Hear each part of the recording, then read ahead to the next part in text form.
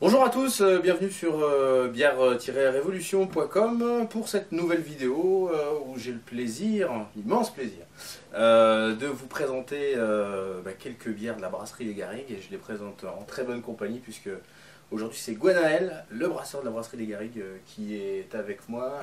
Un des brasseurs, oui, parce qu'il y a toute une bonne équipe. Qui va voilà, un petit peu vous présenter la brasserie des Garrigues et puis vous présenter un petit peu ses bières aussi. Voilà. Gwen, salut.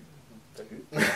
Bonjour à tous. Voilà, tu peux nous présenter un petit peu la brasserie. La brasserie des Garrigues, la brasserie des Garrigues, on l'a ouverte à Sommières dans le Gard, qui est connu plus pour ses inondations que pour sa bière pour le moment, en 2007. On a commencé à deux, Emmanuel et moi-même, très modestement, avec très peu de matériel. Et actuellement, on est 4 salariés associés pour faire une production d'environ 1000 exos chaque année. D'accord, ok.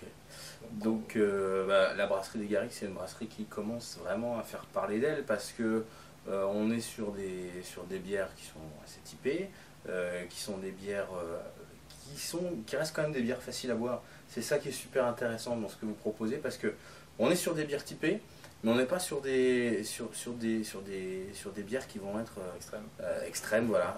Il y a des ingrédients super et c'est fait par des gens qui réussissent vraiment à faire une belle alchimie. Voilà. Sans jouer la fausse modestie, c'est vrai qu'on a du mal encore à se rendre compte de l'engouement qu'on porte. Mais bon, à force de l'entendre, on finit par le croire. Ah bah oui, c'est clair. Donc votre gros standard, c'est ça. La frappe à dingue. Donc c'est une bière qui a un gros succès et pour cause. C'est une bière qui est vraiment super intéressante. Parle-nous de ta frappe à dingue. La frappe à dingue, donc on a voulu éviter de tomber dans l'écueil de l'IPA. C'est une volonté, parce que le terme IPA, c'est vrai qu'il est utilisé un peu à tort et à travers. Ouais. À la base, c'est plus un style britannique, mais maintenant ça a été une interprétation depuis les années 90-2000, une interprétation américaine d'un style britannique. Maintenant, on a des interprétations européennes du style américain repris. Donc maintenant, on entend un peu tout et n'importe quoi. Il suffit de faire une bière houblonnée, ça s'appelle une IPA. Donc du coup, on n'a pas utilisé ce terme pour cette bière. Mais ça reste une bière houblonnée qui est clairement sur le style American IPA, dans le plus pur style. Elle est née comment? Elle est née de l'inspiration de plusieurs bières. Ouais. Je sais pas si j'ai envie de les citer, on va garder le secret. Ouais, non, il n'y a pas de problème. Le mystère. Oh putain, tiens. En fait, j'avais pris un gros choc en goûtant une Mikkeller Draft Beer. Ouais. Qu'on ne retrouve plus d'ailleurs actuellement. Et puis, donc, cette bière m'avait pas mal inspiré, plus l'émergence du houblon Nelson Sauvin, qui est apparu il y a peu. Et donc le but c'était de faire une bière assez corsée. On n'était pas en fermentation basse comme la draft beer. On va peut-être y venir. Et c'était d'utiliser ce Nelson Sauvin. Donc on a utilisé au niveau de 65 IBU en chaudière. Et après derrière avec un houblonnage accru à 1,5 g au litre. D'Amarillo sur les premières versions. Et maintenant on fait des petites variations un peu forcées parce que l'Amarillo est très dur à trouver. Ah ouais. À la faute à Punk de Voilà. qui achète tout. Alors, pour revenir un peu sur tous les termes qu'on a entendus, alors IPA, c'est vraiment un style britannique à la base, qui est passé dans le langage courant, on va dire ça comme ça. Maintenant, les IPA sont très marqués aux États-Unis et ils ont développé toute une gamme de houblons qui est vraiment super puissant, aussi bien au niveau de l'amertume qui peut s'en dégager que au niveau des différents arômes. Alors ça va, et toute une palette, on peut avoir du fruit rouge, on peut avoir des notes résineuses, agrumées, etc. Voilà, fruits exotiques. Et le Nelson Sauvin est un houblon néo-zélandais. Qui est aussi cultivé un petit peu ailleurs, mais qui est un houblon qui va vraiment amener des caractéristiques typiques. Nous, on parle régulièrement de notes de bourgeon de cassis parce qu'il y a un côté un peu végétal comme ça, et derrière on retrouve quand même une influence de fruits rouges. Bon, c'est la manière dont nous le décrivons, mais et ça dépend comment il est marié. Et tu parlais aussi de houblonnage accru.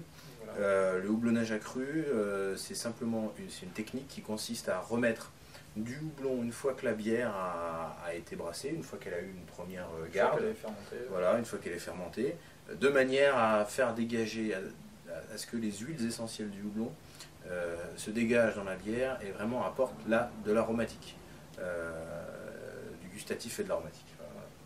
Donc c'est pour rejoindre ce que tu disais tout à l'heure, c'est vrai qu'on fait en sorte de faire des bières qui sont relevées et qui restent avant tout marquées par l'aromatique. Donc là, le houblonnage accru est indispensable sur ce type de bière pour arriver à avoir un aromatique qui s'exprime. Donc là, on est sur la frappe à dingue, on ira plus facilement sur le litchi. Donc quand on arrive à avoir de l'Amarillo, l'assemblage Nelson Sauvin Amarillo, on est vraiment sur le litchi, c'est assez saisissant. C'est saisissant et une fois de plus, on est sur un produit qui va avoir quand même une caractéristique d'amertume vraiment présente. Les notes fruitées, alors des touches de litchi, vraiment ce côté Nelson Sauvin qui est là, va donner un goût prononcé, mais on est sur une bière qui est vachement facile à boire, quoi. On n'est pas du tout sur un truc qui pourrait rebuter parce que trop amer, parce que trop typé. Non, c'est bien équilibré, c'est super fondu. Sur l'ensemble de notre gamme, c'est ce qu'on essaie de faire. On a des bières beaucoup plus souples aussi, mais on essaye de toujours apporter une note apporter du caractère sans que ça soit mal perçu par le consommateur lambda. Bon, nous, on veut faire, à la limite, on est des bières geeks. On adore ça. Après, on sait que nos consommateurs, tout le monde n'est pas hyper spécialiste. On parle de Nelson Sauvin. Bon, maintenant, même dans les, comme on va dans les bars spécialisés, même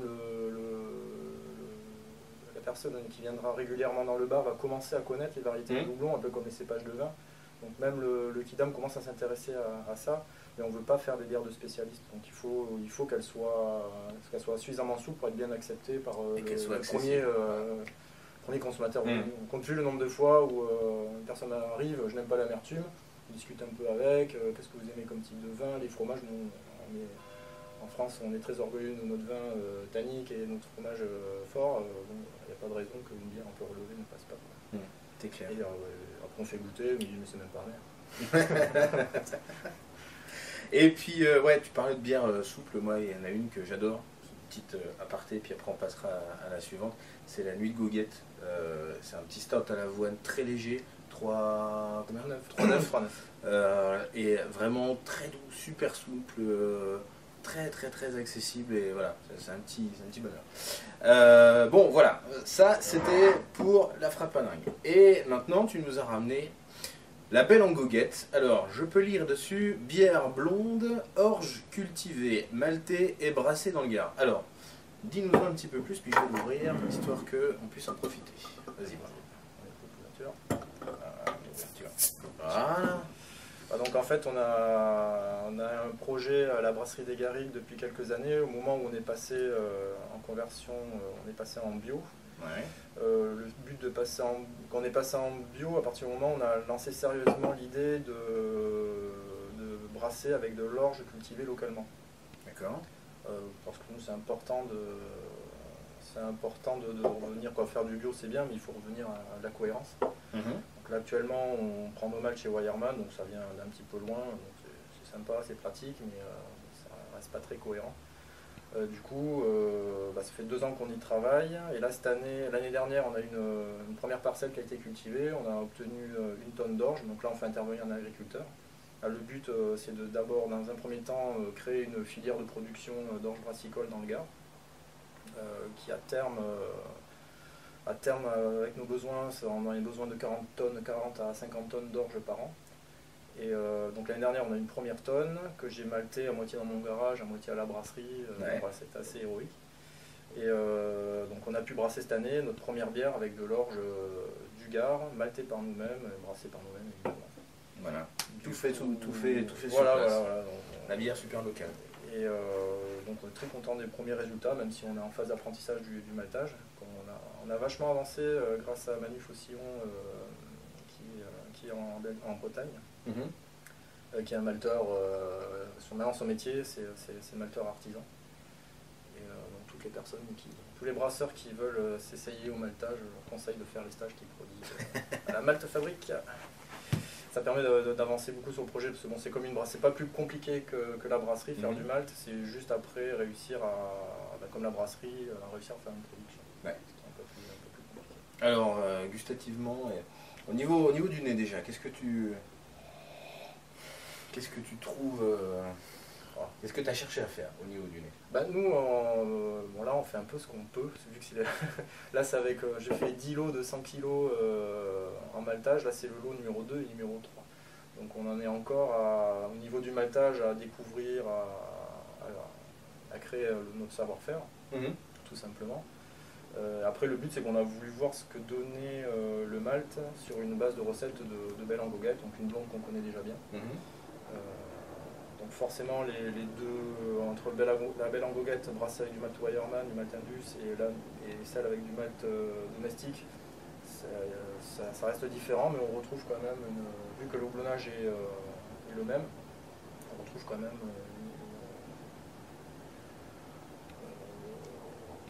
les notes de la Belle en Goguette. Ce qui nous fait plaisir, parce que bon, le but c'est de réussir à sortir la recette que tu connais, mais avec un malt. Voilà. Si possible, si on arrive à faire mieux encore, tant mieux. Je pense au Marie Sauter, une variété britannique qui est vraiment excellente. On considère un petit peu comme le must du. Oui, voilà. C'est le caviar du. Alors, grosso modo, on va dire qu'au nez, on a une jolie influence qui va être plutôt agrumé, citrique, pamplemousse dans ces zones-là. Voilà, ça vient des houblons voilà, qu'on utilise pour la blonde. Après notre blonde, c'est vrai qu'on a voulu faire contrairement à ce que le grand public pense de la blonde, bon déjà maintenant on commence à marquer, pas sur cette version, mais sur les étiquettes bière blonde et en dessous pale ale, on fait dans le style ce sera plus une pale ale. On voulait pas perdre trop nos consommateurs avec des noms trop pointus, mais maintenant on commence à y venir. C'est important de pas. Dès qu'on parle bière blonde, on pense bière un peu inférieure, alors que bon, elle est. C'est ce qu'on a cherché aussi à faire nous sur le magasin, enfin sur le site, pardon. C'est de catégoriser toutes les bières avec le nom des styles tels qu'ils existent. Et là, effectivement, les blondes sont mises en pale ale. Parce que blonde c'est trop restrictif, on va dire. Parce que blonde presque péjoratif. C'est presque péjoratif, effectivement. Il y a des blondes magnifiques, il y en a d'autres qui viennent ternir un petit peu l'image des bières classiques, parce qu'on essaye d'évacuer ces bières-là. Nous on ne propose que des très bons produits, bien entendu. Et celle-là, ben voilà, c'est une nouvelle bière que l'on va rajouter au catalogue, qui est vraiment très sympa. Bon, du coup, cette version, elle sera limitée, je sais pas si vous en aurez un autre lot jusqu'à l'année prochaine. Ouais. Bon. C'est bon, là, on a vu qu'on n'a qu'une tonne, on va juste faire quelques brassins, et c'est vrai que ça... Et on privilégie avant tout la consommation locale, tout ça pour limiter le bilan carbone. Ouais, bien sûr. Mais bon, à terme, le but, c'est on se donne 5 ans pour être autonome et produire nos 40 tonnes de malt d'or chaque année, ce qui impose dans un premier temps déjà de changer de local, parce que notre local est beaucoup trop petit. Et à partir du moment où on aura changé de local, on pourra commencer à travailler sérieusement sur la filière, étant donné qu'il y a beaucoup d'agriculteurs qui sont déjà intéressés pour produire de l'orge. Ça fait beaucoup de projets tout ça. Ouais, mais ça va dans le sens du développement. On préfère aller mettre des efforts pour développer cette filière. Bien qu'économiquement ce soit clairement pas intéressant, ça revient aussi cher que de passer sa commande et de recevoir les palettes en sac de 25 kg, ce qui est beaucoup plus pratique. Mais pour se démarquer, toujours pareil, comme il y a beaucoup de brasseries qui se montent, ça permet de faire toujours autre chose. C'est ça.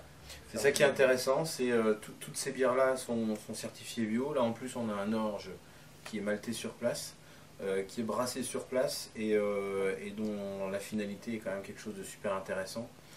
Après, voilà.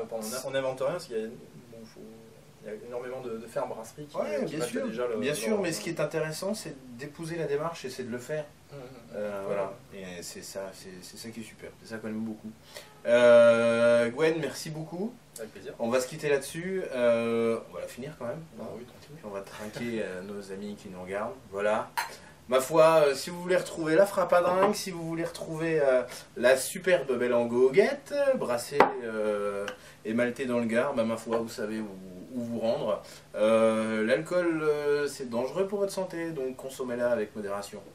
et sachez la consommer. Merci beaucoup, à bientôt. Au revoir.